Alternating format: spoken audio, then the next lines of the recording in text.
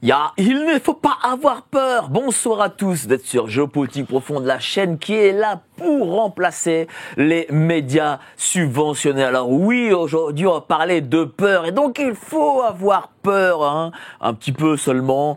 On a avec nous donc du coup notre ami Piero San Giorgio, survivaliste, qui a écrit ce bouquin de 1000 pages, et il m'oblige à lire 1000 pages. Voilà ce que c'est aujourd'hui. Mais avant ça, on va parler avec Piero. Mais on va d'abord, montrez-moi d'abord la technique. Oh là là, la technique, toujours en retard. Mais avant ça, n'oubliez pas de vous abonner à la lettre de Géopolitique Profonde. Vous cliquez sur le lien en bas. Et puis, n'oubliez pas, on a fait ce qu'on avait demandé. On a amené le Tipeee Stream. Donc du coup, si vous voulez nous aider, vous cliquez sur ce QR code et vous aurez une surprise à la fin. Allez-y, vous prenez votre téléphone, vous cliquez comme ça et vous aurez la surprise. D'ailleurs, le QR code est là toute l'émission. Donc là, je suis avec Piero San Giorgio. Je suis très content de l'avoir. Ça a fait la deuxième fois, mais là, en plateau, c'est la première fois. Hein. Je suis effectivement, magnifique studio. Comment on peut écrire un livre comme ça, en plus c'est tome 1, c'est seulement tome 1 là, de 1000 pages. Ah, on l'écrit. Vous ne pensez pas aux journalistes qui vous lisent et aux pauvres lecteurs qui sont déjà plusieurs milliers à l'avoir acheté, peut-être qu'ils l'ont même commencé.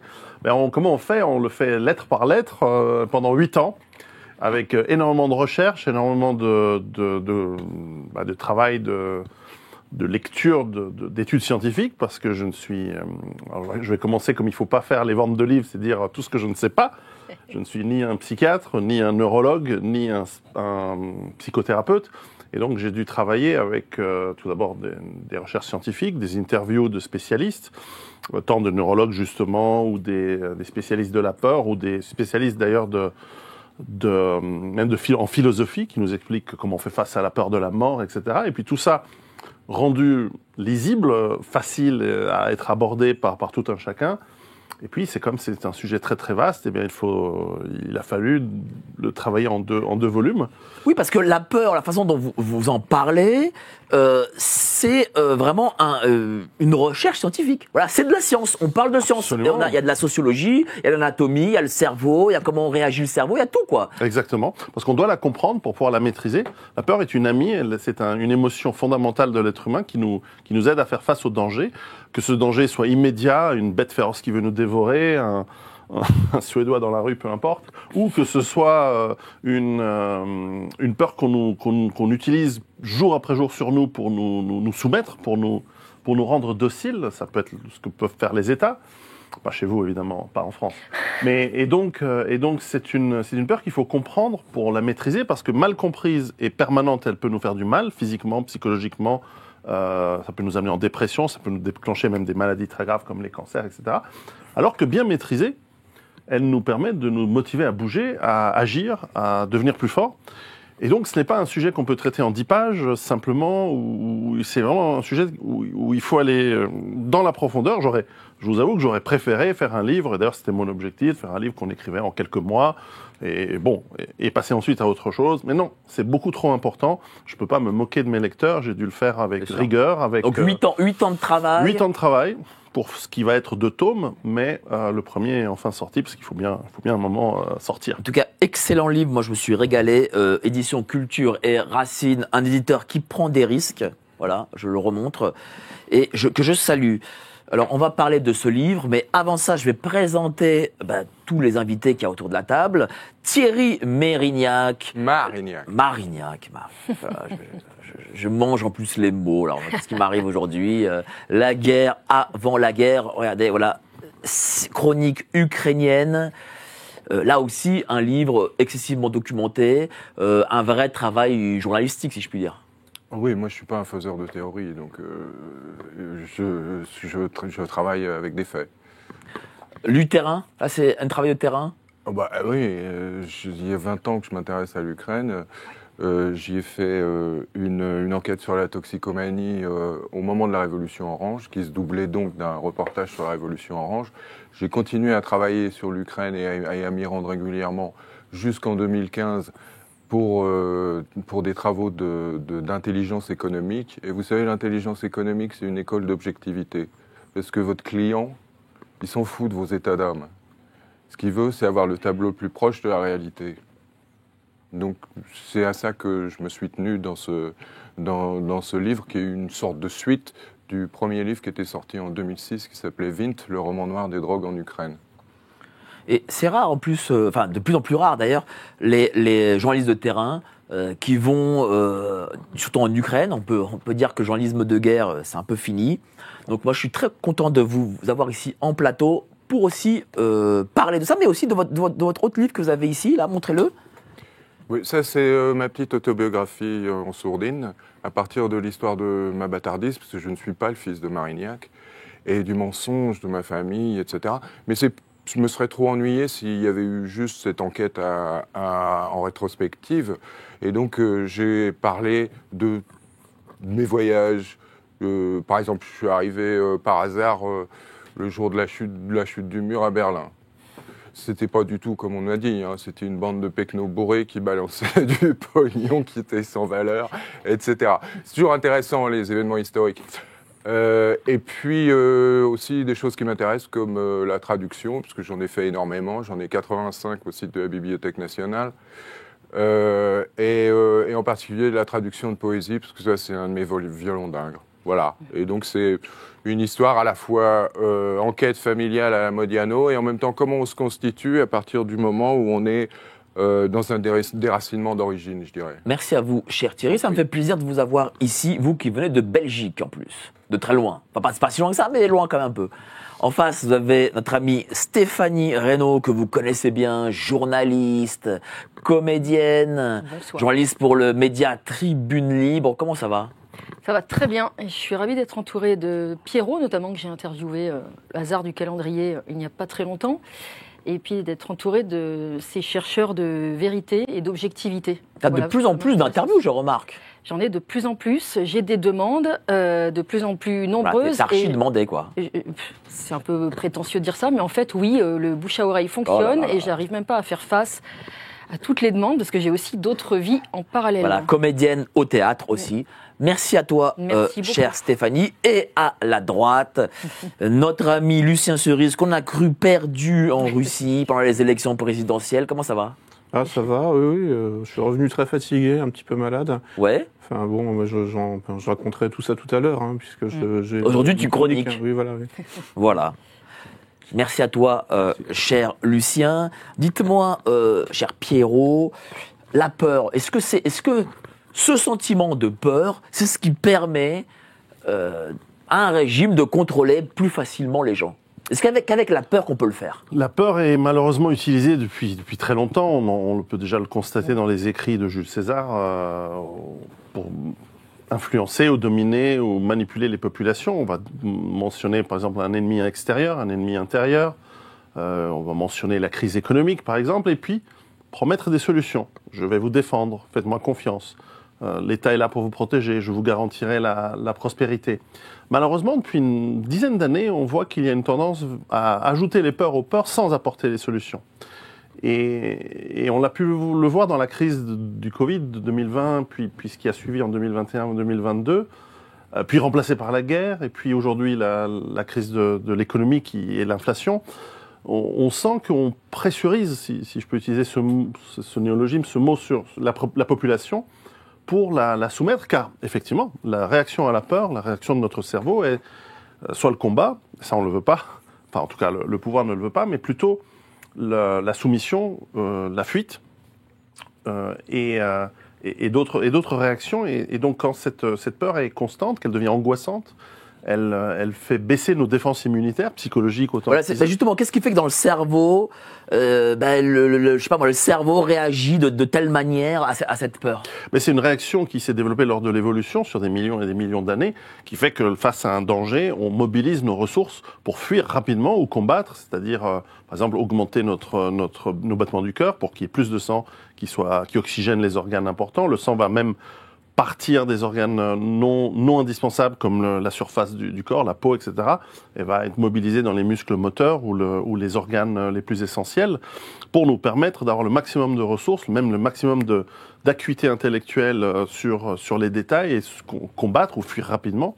Et puis ensuite, ce système va se ralentir. Donc on utilise le système nerveux sympathique ensuite le système nerveux parasympathique, à moins que je les inverse, mais on a un système qui nous excite, qui va nous emmener des hormones comme l'adrénaline. Dopamine, par exemple, aussi. Adrénaline surtout. Et puis un autre qui va nous calmer. Sauf que si ce stress devient constant, on est constamment en train d'activer un système qui n'est pas fait pour durer. Et là, on commence à travailler en fait, on épuise le corps, on épuise les matières à l'intérieur de notre organisme, qui sont des minéraux, qui sont toutes sortes d'énergie qui va être utilisée à mauvais escient, et on sera extrêmement fatigué.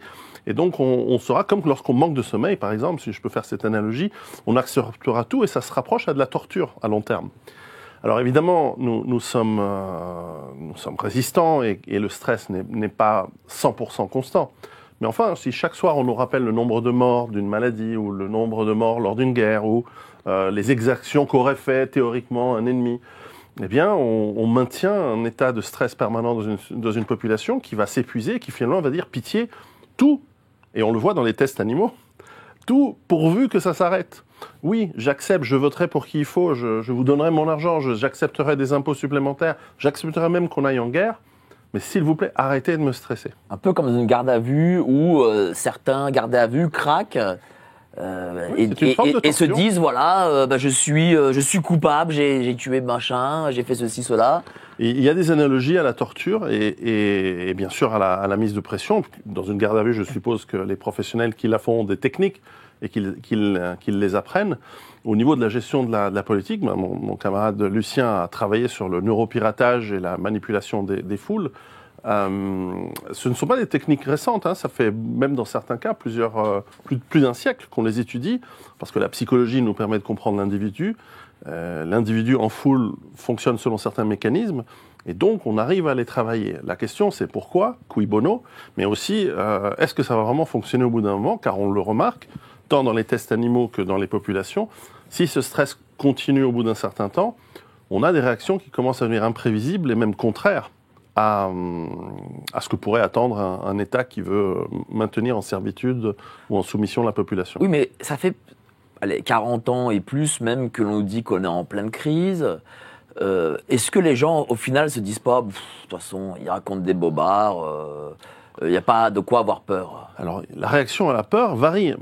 Et justement, il y a une nuance, c'est que pendant longtemps, on nous parlait des crises, on nous faisait peur, et à titre régulier, les médias jouent sur la peur pour nous maintenir intéressés à leur contenu. Les entreprises aiment jouer sur la peur pour vendre, ça c'est connu. En revanche, on nous apportait toujours la solution. Attention, si vous faites ceci, vous allez être malade, donc médicaments. Attention, s'il y a cette crise économique, votez pour moi, je ferai des mesures, je baisserai les impôts, je les augmenterai, et il y aurait une solution. Aujourd'hui, j'ai l'impression, peut-être ce n'est qu'une impression, c'est pas le thème principal de mon livre, mais on peut en débattre, et l'opinion de vos invités est intéressante, je crois. On nous pousse à cette peur permanente, sans les solutions. Je ne vois pas ce qu'on nous apporte comme solution. On nous dit, voilà, il y aura la guerre en Ukraine. Bon, on va soit aller en guerre, soit on va devoir vous prendre plus d'impôts.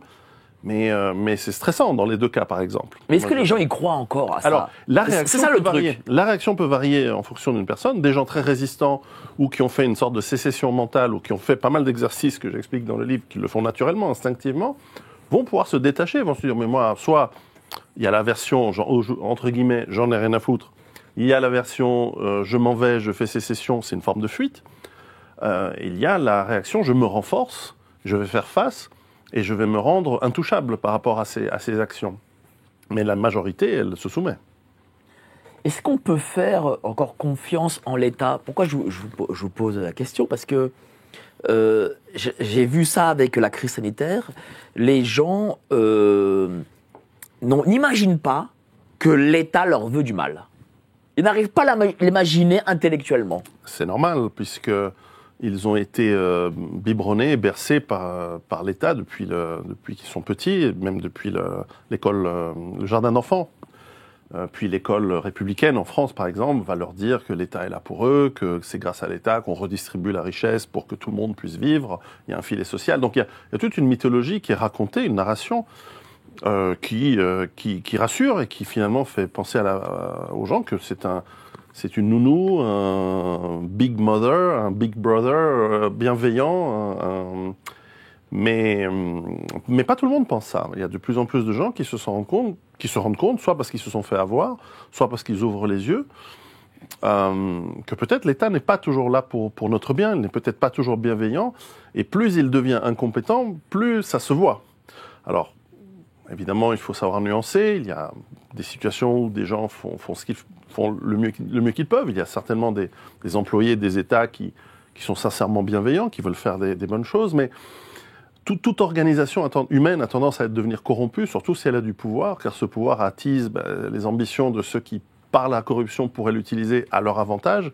Et donc on a cette dérive inévitable que dénonce, par exemple, même aux États-Unis, déjà dans les années 1840, James Madison, avant qu'il devienne président, il a écrit des lettres très intéressantes qui sont à la base du mouvement libertarien aux États-Unis, qui expliquent que l'État inévitablement va devenir corrompu et qu'il faut le renouveler régulièrement par une diète sévère et le réduire quasiment à zéro pour ensuite le reconstruire petit à petit, y compris le nombre des lois. Je crois que vous avez un des pays qui est le champion du monde de la création de lois et qui rend finalement le système ingérable, et donc la fuite en avant vers encore plus d'État, encore plus de bureaucratie et donc encore plus de pression angoissante sur la population que tout le monde ressent va faire que de plus en plus de gens se méfient et mettent en doute cette soi-disant bienveillance de l'État. Mais ce ne serait pas plus efficace, plutôt que d'utiliser la peur, c'est d'utiliser la compétence et la prospérité d'une société pour ne pas être putché?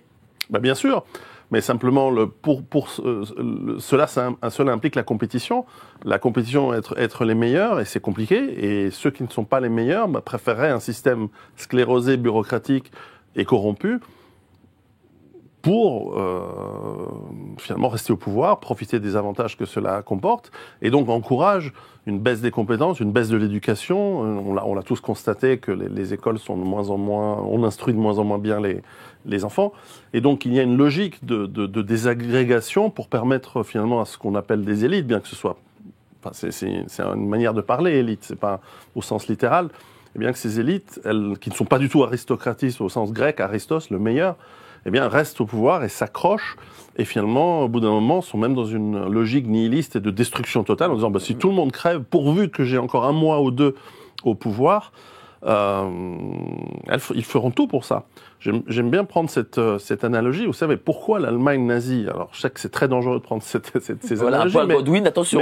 Non, on va pas aller sur le point Godwin, mais on va parler simplement d'un point de vue militaire. L'Allemagne avait perdu la guerre en 1943, largement. Elle l'avait perdu bien avant, en réalité. Mais pourtant, les généraux, les commandants et leurs soldats se sont battus jusqu'à la fin. Jusqu'à vraiment la fin. Jusque dans la ville de Berlin et tout. En fait, on se rend compte qu'ils étaient très très bien payés et qu'ils recevaient des avantages. Et donc, il y avait un système de corruption des élites, juges, administration du pays, allemande, etc., qui ont fait qu'ils ont tenu jusqu'au bout dans le fol espoir qu'à un moment, peut-être qu'on les sauve, peut-être que les Alliés allaient faire une paix séparée sans l'Union soviétique, etc., et que peut-être ils allaient pouvoir garder leurs châteaux, leurs avantages, leurs chauffeurs, leurs voitures de luxe, etc. C'est incroyable quand on lit ça. Il y aurait une arme miracle qui ferait que... En plus. Et donc, il y a une logique comme ça, il y a des tendances humaines à vouloir garder le pouvoir et les avantages qu'il procure jusqu'à la fin, et de sacrifier, s'il le faut, la population, y compris la sienne. Y compris celles qui sont censées défendre et protéger. C'est-à-dire que les pouvoirs sont court-termistes essentiellement? Ils le deviennent à terme. Alors on peut commencer avec, pensez à votre beau pays qui est la France. Il y a eu des moments où des gouvernements ont fait des choses extraordinaires. On peut ne pas aimer la République si vous êtes royaliste, par exemple, mais enfin, il y a eu l'école qui a permis l'ascenseur social. Il y a eu un moment où la majorité des élus ou de députés étaient issus du peuple, de la petite population. C'est plus le cas. Enfin, il l'était parce que, en fait, j'imagine que après guerre, il fallait renouveler une élite qui était collabo. Certes, mais même avant. Il y a eu ça surtout. Mais même avant, même dans les années 10, dans les années 20, il y avait un ascenseur social. Il y avait une école de République qui éduquait 100% de la population. Il y avait un taux de literacy, comme on dit en français, un taux de savoir lire et écrire, alphabétisation. Merci, monsieur. D'alphabétisation qui était proche de 100%. Je crois que c'est 98 en France, mais c'est énorme. Bien supérieur à ce qu'il y a aujourd'hui. Aujourd'hui, c'est quoi? Très faible. Et donc, il y a eu un effort. Mais c'était parce que justement il y a eu un renouveau, même on peut dire que la Révolution française est un renouveau des élites forcément, et puis il y a eu après la Commune une forme de renouveau aussi. Donc on commence avec des bonnes intentions, on commence parce qu'il faut prouver qu'on fait des bonnes choses, et puis petit à petit ça dépérit. Mais bon, c'est l'histoire des empires, l'histoire des nations. Mais est-ce que c'est si simple que ça que d'imposer un narratif de peur ? Parce que j'imagine c'est pas simple. Ne serait-ce que par exemple là on a le cas avec l'Ukraine et la Russie. Bon, alors certes l'État est aidé parce qu'il y a un conflit, mais est-ce que c'est si facile que ça ? Par exemple, si dans le monde il ne se passe rien, ce qui est possible parfois, comment imposer un narratif de peur ? Alors, le problème dans cette question est que nous sommes tous ici, je crois, et ceux qui nous écoutent, des hommes et des femmes de bonne volonté qui ne feraient pas ça. Et donc le pourquoi nous oblige à avoir de nous plonger dans le cerveau malade des gens qui le font. Parce que moi je ne gère pas mes enfants ou les gens que j'ai sous ma responsabilité avec la peur. Et donc c'est difficile d'imaginer pourquoi ils le font. Alors il faut essayer de faire une enquête un peu comme le ferait un enquêteur policier. Le pourquoi et le comment aussi. Et le comment on le constate, on le voit, on peut le voir reculons une fois que c'est fait. On n'est pas dans les officines qui préparent les choses, mais on les prépare depuis longtemps, comme Lucien l'a bien étudié dans ses livres. On a une volonté d'utiliser cette peur. C'est une émotion tellement puissante, la peur, et aussi une autre émotion qui est souvent utilisée, c'est la colère, ou l'appât du gain. On nous fait rêver que voilà, demain il y aura le paradis. Mais il y a les trois en même temps. Est-ce que c'est le capitalisme justement mondialisé qui permet ça ? C'est-à-dire que l'appât du gain par le consumérisme, évidemment forcément le mondialisme qui crée à chaque fois des conflits ou d'autres choses. Donc la peur aussi. Les peurs peuvent être. Est-ce que c'est inhérent à un capitalisme mondialisé ? Pas forcément, c'est un outil certainement qui est utilisé dans le capitalisme mondialisé parce que, encore une fois, la peur n'est pas obligée d'être basée sur des peurs imaginaires, elle peut être basée sur des peurs réelles. Parfois, l'ennemi existe réellement, à l'extérieur, à l'intérieur, parfois la maladie existe, parfois la crise économique est bien réelle. Donc on va les utiliser, on peut même les exagérer un petit peu, parfois on peut les créer. Mais certainement, il n'y a pas que ça. Et il n'y a certainement pas que les régimes capitalistes ou libéraux qui utilisent cela. Les dictatures utilisent, ou ont utilisé, y a-t-il encore des dictatures aujourd'hui ? Je ne sais pas. Mais il faut que je réfléchisse. Mais même dans le système soviétique, à un moment, il y avait la peur de l'étranger, de l'agent infiltré, comment s'appelle, du complot bourgeois. Il y avait énormément de choses. Donc tous les régimes utilisent d'une manière ou d'une autre, plus ou moins avec bienveillance ou non, ces émotions, elles sont très très puissantes. On le ressent tous. Vous savez, je vais vous dire, il y a aussi un complice dans tout ça, c'est le cinéma et la culture. Parce que, par exemple, tiens, je vais prendre un exemple. Quand on parle d'effondrement, il y a un terme effondrement économique. L'effondrement économique, c'est lorsque on rentre en récession, etc. Mais dans la psyché des gens, lorsqu'on parle d'effondrement économique, parce que le cinéma passe par là, dans la psyché des gens, c'est Mad Max. Et c'est ça. C'est ça le truc. C'est ça. Et dans les scénarios les plus effrayants, nous avons un cinéma d'épouvante, nous avons un cinéma d'anticipation et des livres, avant le cinéma dans les romans, qui nous faisaient jouer à se faire peur. Ce qui est une excellente manière, et même les fameux contes de Grimm, avec des sorcières, des loups-garous, des monstres, nous apprennent à réagir par anticipation à un éventuel danger. Alors évidemment, les zombies n'existent pas, les morts vivants n'existent pas, les zombies, je sais pas. Et quand on regarde le consommateur de base dans les supermarchés, le samedi matin, on se pose des questions. Mais certainement, on peut jouer et anticiper nos réactions par le fait c'est une forme d'entraînement.